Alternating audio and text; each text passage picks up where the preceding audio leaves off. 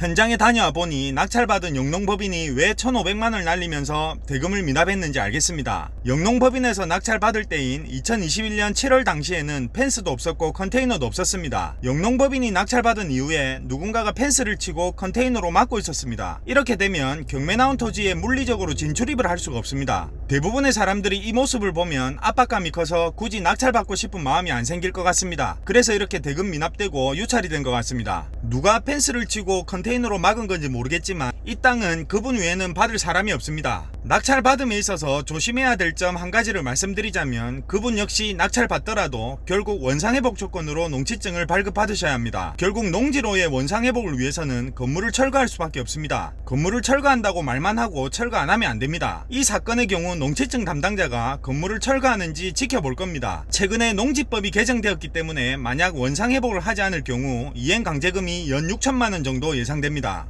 정리해보자면 이 토지의 감정평가액은 2억 4천만원입니다. 현재 6,900만원까지 유찰되었습니다. 낙찰받고 원상회복을 해야 합니다. 원상회복하기 위해서는 건물 소유자를 상대로 철거소송을 한 후 철거를 해야 합니다. 철거를 하기 위해서는 펜스와 컨테이너를 치워야 합니다. 컨테이너 소유자는 안 치워줄 겁니다. 연 6천만원씩 이행강제금이 부과됩니다. 이상입니다.